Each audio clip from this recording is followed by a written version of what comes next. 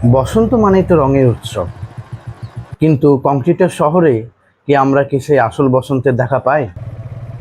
বসন্তকে যদি সত্যি অনুভব করতে হয়, তবে একবার আসতেই হবে পুরুলিয়ার এই রাঙামাটির দেশে। রুক্ষ মাটির বুকে যখন আগুন রঙের পলাশ আর শিমুল ফোটে, তখন মনে হয় যেন প্রকৃতির ক্যানভাসে কেউ লাল রঙের জাদু ছড়িয়ে দিয়ে গেছে। আজ আপনাদের নিয়ে যাব সেই পলাশের দেশে, অযোধ্যা পাহাড়ে।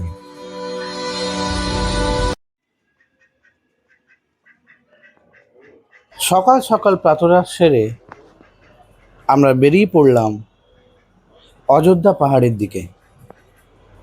পুরুলিয়া স্টেশনের কাছাকাছি একটি গাড়ি ভাড়া করে আমরা অযোধ্যা পাহাড়ের দিকে রওনা দিলাম। যে রাস্তা দিয়ে আমরা যাচ্ছি, সেই রাস্তাটির চারপাশে পলাশ ফুলের গাছ সারি সারি করে সেজে আছে যেন। এই রাস্তাটি দিয়ে যাওয়ার সময় আপনাদের এরকম মনে হবে যে এই জঙ্গলে এক স্পেশাল অকেশনে এই পলাশ ফুলের গাছগুলি আপনাদের ওয়েলকাম করছে। আচ্ছা, এই পলাশের সৌন্দর্য ছাড়াও আপনাদের এই অযোধ্যা পাহাড়ে নিয়ে আরও কিছু ইনফরমেশন দিয়ে রাখি। ঝাড়খণ্ড আর পশ্চিমবঙ্গের সীমানায় ডালমা পাহাড়ের এক অবিচ্ছেদ্য অংশ হলো এই অযোধ্যা পাহাড়। সমুদ্রপৃষ্ঠ থেকে এর উচ্চতা প্রায় 2000 ফুট। শুধু যে পলাশের জন্য এই পাহাড় বিখ্যাত তা কিন্তু নয়, এর পরতে পরতে লুকিয়ে আছে শাল, পিয়াল, মহুয়ার গন্ধ আর আদিবাসী মানুষদের সহজ সরল জীবনযাত্রা। হিন্দু পুরাণ অনুযায়ী বনবাসের সময় রাম সীতা এই অযোধ্যা পাহাড়ে কিছুদিন কাটিয়েছিলেন। কিভাবে আসবেন এই পলাশের দেশে? হাওড়া বা সাঁতরাগাছি থেকে রূপসী বাংলা, চক্রধরপুর এক্সপ্রেস বা পুরুলিয়া এক্সপ্রেস ধরে অনায়াসেই পৌঁছে যেতে পারেন পুরুলিয়া জাংশন বা বড়াভুং জাংশন স্টেশনে। সময় লাগবে ওই ঘন্টা পাঁচেক। সেখান থেকে গাড়ি ভাড়া করে পাহাড়ি আঁকাবাঁকা রাস্তা ধরে সোজা অযোধ্যা পাহাড়ের চূড়ায়। আর যদি ড্রাইভ করে আসতে চান, তবে কলকাতা থেকে প্রায় 300 কিলোমিটারের এই পথ আপনার জীবনের অন্যতম সেরা এক লং ড্রাইভ হতে বাধ্য। রাস্তায় যেতে যেতে রাস্তার দুপাশে বিভিন্ন লোকজন পলাশ ফুলের মালা নিয়ে দেখবেন দাঁড়িয়ে থাকবে। তাদের কাছ থেকে আপনি চাইলে সেই পলাশ ফুলের মালাও নিয়ে নিতে পারেন। আমি তো ভাবছিলাম এখানে একটা এই মালার বিজনেসই শুরু করে দিই। No investment, only profit. আচ্ছা, অযোধ্যা পাহাড়ে এসে আপনারা কি কি দেখতে পাবেন বা কি কি দেখার জায়গা আছে? অযোধ্যা পাহাড় নিজেই একটি দেখার জায়গা। এই পাহাড়ের বা এই পাহাড়ের রেঞ্জের ভেতরে আরো অনেক দেখার জায়গা আছে, যার মধ্যে অন্যতম হলো বামুনি আর টুরগা জলপ্রপাত। ও হ্যাঁ, আরও একটা আছে মার্বেল লেক। আমরা এই সব জায়গাগুলিতেই যাব। এক এক করে আপনাদের ছোট ছোট ক্লিপিংস নিশ্চয়ই দেখাবো। মার্বেল লেকের বৈশিষ্ট্য হলো এটি রুক্ষ পাথরের মাঝখানে জমে থাকা এক চিলতে নীল জলের একটি হ্রদ। দেখতে অত্যন্ত দারুণ। এবং আরও একটি ইনফরমেশন আপনাদের দিয়ে রাখি, অযোধ্যা পাহাড়ের একদম কাছে রয়েছে চড়িদা গ্রাম। পুরুলিয়া এলে এই গ্রাম না ঘুরলে আপনার ভ্রমণ কিন্তু অসম্পূর্ণ রয়ে যাবে। বংশ পরম্পরায় এই গ্রামের শিল্পীরা তৈরি করে চলেছেন জগৎ বিখ্যাত ছৌ নাচের মুখোশ। পলাশ রঙের মতোই উজ্জ্বল এবং প্রাণবন্ত এই মুখোশগুলো যেন পুরুলিয়ার সংস্কৃতির এক জীবন্ত দলিল হয়ে রয়েছে। কথা বলতে বলতে অযোধ্যা পাহাড় চলে এলো। ওই দেখুন দূরে দেখতে পাচ্ছেন, ওইটি হচ্ছে অযোধ্যা পাহাড়। আর একটু সামনে গেলে আপনাদের আমি দেখাতে পারবো যে পর্বতটি কতটা বড়। এই রাস্তাটা দিয়ে ওপরে উঠলেই আপনারা এই পর্বতের রেঞ্জটি দেখতে পাবেন। ওই দেখুন, দেখতে পাচ্ছেন দূরে এক প্রান্ত থেকে আরেক প্রান্ত পর্যন্ত এই পাহাড় বিস্তৃত। কতটা বড় দেখুন। পাহাড় বলতে বাঙালি পশ্চিমবঙ্গের উত্তর দিকটি বোঝে, অর্থাৎ দার্জিলিং, কালিম্পং, ওই দিকটি, কিন্তু আমাদের কাছাকাছি আরও একটি পাহাড়ের অঞ্চল আছে, যেটি হচ্ছে এই পুরুলিয়ার দিকটি। তো চলুন আমরা একটু একটু করে পাহাড়ের দিকে এগোই, পাহাড়ের ওপরে উঠতে থাকি। আর এসে গেছি আমরা একদম সামনে। কি বিশাল, দেখুন, অভাবনীয়। তো চলতে চলতে আমরা উঠে পড়েছি অযোধ্যা পাহাড়ের ওপর থেকে পুরো পাহাড়ের রেঞ্জটি পুরো এরকম দেখতে লাগে।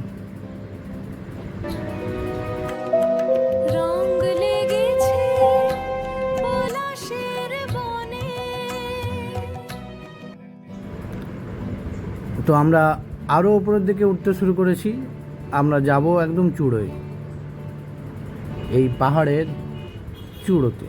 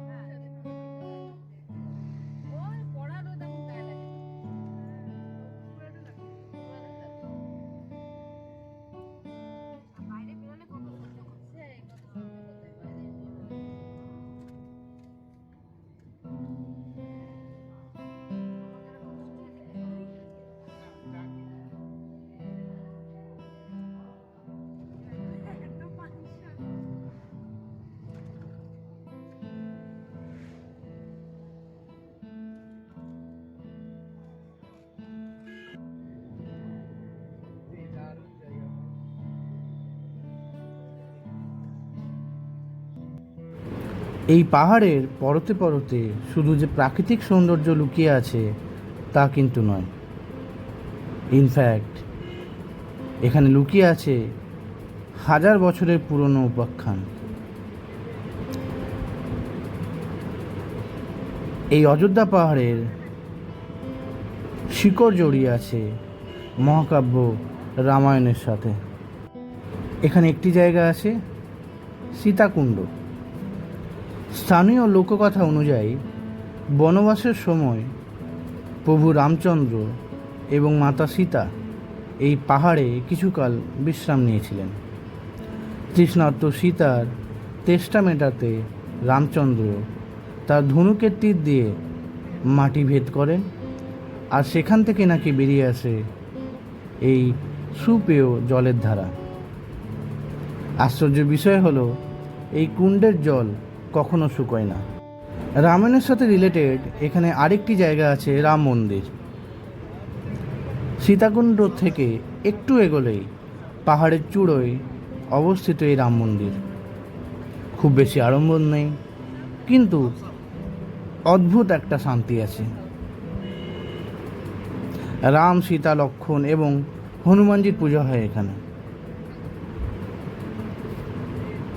ইতিহাস, মিথ নাকি মানুষের বিশ্বাস, অযোধ্যা পাহাড়ের এই দিকটা যেন এক অদ্ভুত মায়াজাল তৈরি করে। প্রকৃতির মাঝে এমন এক ঐতিহ্যের ছোঁয়া অযোধ্যা পাহাড়ে সম্ভব। গল্প করতে করতে আমরা পাহাড়ের একদম ওপরে চলে এসেছি। মোটামুটি চূড়োর দিকেই আমরা যাচ্ছি। আমরা এখান থেকে যাব এখানে আরেকটি মন্দিরে, লহরিয়া বাবা শিব মন্দিরে। সেখানে গিয়ে সেখানকার ভিজুয়াল কিছু আপনাদের দেখাবো। তো চলুন। আর এই হচ্ছে সেই লহরিয়া বাবা শিব মন্দির। বাঘমুন্ডি পেরিয়েই পাহাড়ের কোলে এই মন্দির।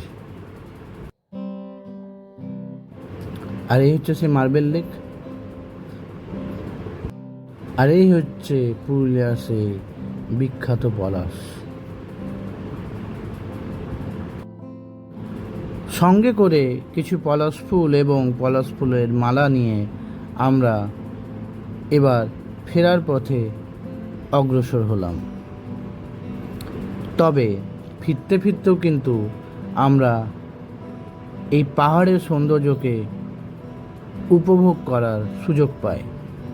আমরা যখন ফিরি তখন ধীরে ধীরে সূর্যাস্ত হচ্ছে এবং এই সূর্যাস্তের সময় এই অযোধ্যা পাহাড়কে দেখতে আরও সুন্দর লাগে। সূর্যের আলো যখন এই পলাশ ফুলের ওপর পড়ে এবং পলাশ ফুলের এই লাল রং দেখে মনে হয় যেন জঙ্গলে আগুন লেগে গেছে, কিন্তু এই আগুন ধ্বংস করার আগুন নয়, এই আগুন সৌন্দর্যের আগুন। এখানে না এলে কখনো বুঝতেই পারবেন না যে প্রকৃতি এতটাও সুন্দর হতে পারে। আমি আপনাদের রিকমেন্ড করব যে আপনারা যদি পুরুলিয়া আসতে চান এবং বিশেষ করে এই অযোধ্যা পাহাড়ে আসতে চান, নিশ্চয়ই বসন্তের সময়ই আসুন, কারণ আপনারা যখন ফিরবেন তখন শুধুমাত্র ঘোরার যে এক্সপিরিয়েন্স সেটি নিয়ে যাবেন না, বরঞ্চ প্রকৃতির এক অনন্য সৌন্দর্যকে সঙ্গে করে নিয়ে যাবেন। আচ্ছা, আপনারা যারা অ্যাডভেঞ্চার ভালোবাসেন তাদের জন্য আপনাদের ইনফরমেশন দিয়ে রাখি যে এখানে বামুনি ফলস ট্রেকিংও হয়। প্রায় 400-রও বেশি পাথুরের সিঁড়ি ভেঙে নিচে নামতে হয় বামুনি ফলস দেখতে। রাস্তার দুপাশের ঘন জঙ্গল আর এবড়ো খেবড়ো পথ আপনার ট্রেকিংয়ের স্বাদ মিটিয়ে দেবে। একবার নিচে পৌঁছানোর পর ঝর্ণার সেই পাগল রূপ আপনার ক্লান্তি নিমেষে দূর করে দেবে। এছাড়াও আপনারা এখানে নাইট ক্যাম্প করতে পারেন, বা এখানে পাহাড়ের মধ্যেই আপনারা যদি থাকতে চান তো এখানে অনেকগুলি স্টেও এবং হোটেল সব কিছুই আছে, যেখানে আপনারা এই পাহাড়ের বুকের মধ্যেই থেকে কিছুদিন কিছু সময় পার করতে পারবেন। অযোধ্যা পাহাড়ের লোয়ার ড্যাম বা খয়রাবেড়া ড্যামের কাছে এখন দারুণ সব ক্যাম্পিংয়ের সুযোগ রয়েছে। রাতের অন্ধকার পাহাড়ে ক্যাম্প ফায়ার এবং তারায় ভরা আকাশ এমন এক অভিজ্ঞতা যাকে ফ্রেমবন্দি না করে আপনি রাখতে পারবেন না।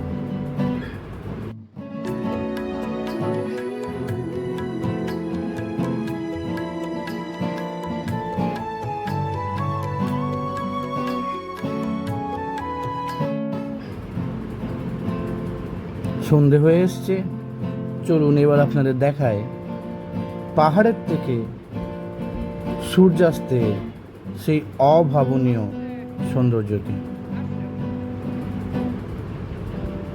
এটি হচ্ছে সূর্যাস্তের সময় এই পাহাড়ের চারিদিক।